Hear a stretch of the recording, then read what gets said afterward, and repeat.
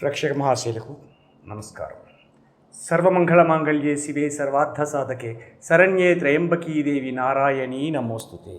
ఓం కం గణపతే నమః. ఓం శ్రీ గురుభ్యో నమః. నేడు ఆధునిక ప్రపంచంలో ప్రతి ఒక్క వ్యక్తి జీవితంలోని అనేకములైనటువంటి కష్టములు, నష్టములు, బాధలు అనేవి ఉంటూ ఉంటుంటాయి. అది నా జీవితంలో ఇలా జరిగింది, అలా జరిగింది, జాతక ఫలితములు బాగోలేదు అని అందరూ అనుకుంటారు. కానీ అది కాదు. ఎవరికైనా సరే మన జాతకాన్ని మనం నడుపుకోవడం మన చేతుల్లో పని. కాబట్టి భగవంతుడు ఒక రాశి ఫలితాలు ఉన్నాయండి. రాశి ఫలితాల్లో ఆదాయం, వ్యయం గురించి, రాజపూజ్య అవమానాల గురించి చెప్తారు. ఏమయ్యా ఆదాయం 15 ఉందయ్యా నీకు, ఆహా నాకు 15 ఆదాయం ఉందట, వ్యయం 3 ఉందట అని చెప్పేసి గర్వతత్వాన్ని అమలుంచుకోవడం. అబ్బో నాకు 15 రూపాయల ఆదాయం ఉంది కాబట్టి 15 రూపాయలని ఎలాగా సద్వినియోగం చేసుకోవాలి అనే నియమంతో ఆలోచన చేసుకోవాలి.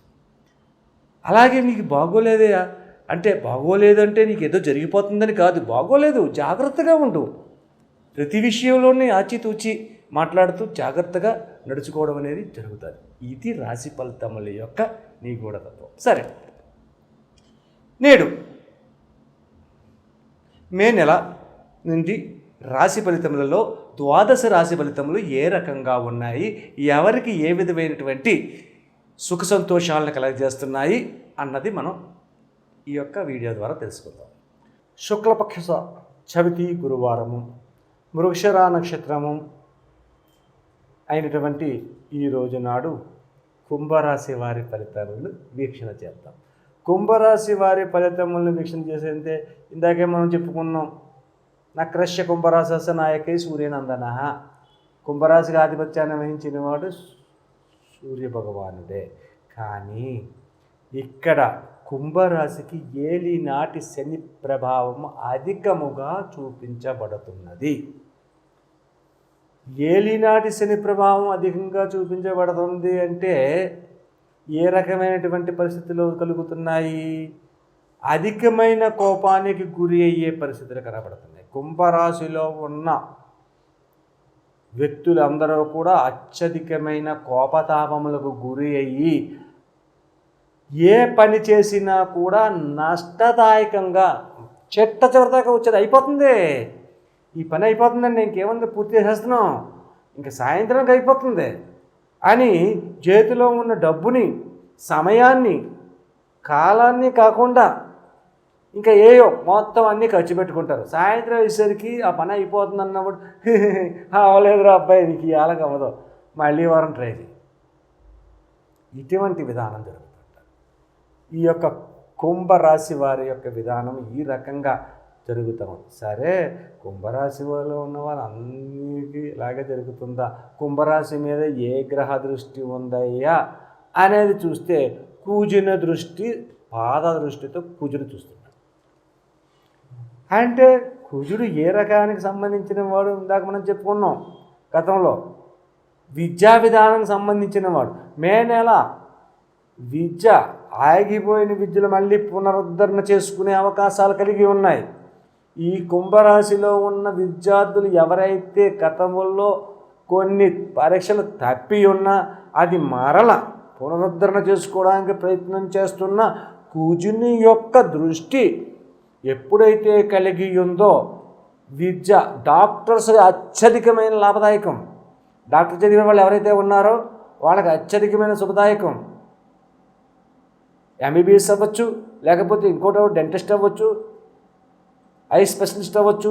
ఇటువంటి వారందరికీ కూడా అత్యధికమైన శుభదాయకమైన ఫలితములు పొందే అవకాశములు ఈ కుంభరాశిలో ఉన్న జాతకులు పొందుతున్నారు. ఇది. ఇక కుటుంబ వ్యవహార విధానాలు తీసుకుందాం. కుటుంబ వ్యవహార విధానాల్లో తీసుకునేసరికి భార్యాభర్తల మధ్యన కలతలు ఎక్కువగా ఉంటాయి. భార్య ఒకటి చెప్తే భర్తను కూడా చెప్తాడు, భర్త ఏదో చెప్తే భార్యను కూడా చెప్తుంది. ఇటువంటి విధానాల్లో కలతలు అనేది జరుగుతూ ఉంటాయి. కోర్టు వ్యవహార విధానంలోకి వెళ్ళితే నష్టాన్ని కష్టాన్ని చవి చూడాలి. కాబట్టి ఈ యొక్క కుంభరాశిలో ఉన్న వ్యక్తులు తమ యొక్క లాయర్లతో చెప్పి ఈ మాసము కాకుండా తదుపరి మాసములలోని వాయిదాలు వేసుకునే పద్ధతిని అవలంబిస్తే శుభప్రదాయకమైన ఫలితములు పొందగలుగుతారు.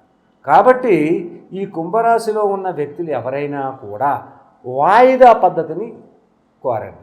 విద్యార్థులు మాత్రము ఈ యొక్క పరీక్షలు రాసే వారికి శుభదాయకమైన ఫలితములకు పొందుతారు. కాబట్టి అత్యధికంగా ఎదరికి అడుగులు వేయండి.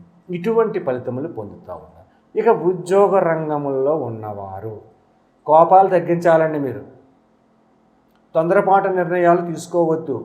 ఎట్టి పరిస్థితుల్లోని కూడా ఎదరికి వెళ్ళదు. ఏలినాటి శని ప్రభావం ఉన్నది, తస్మాత్ జాగ్రత్త.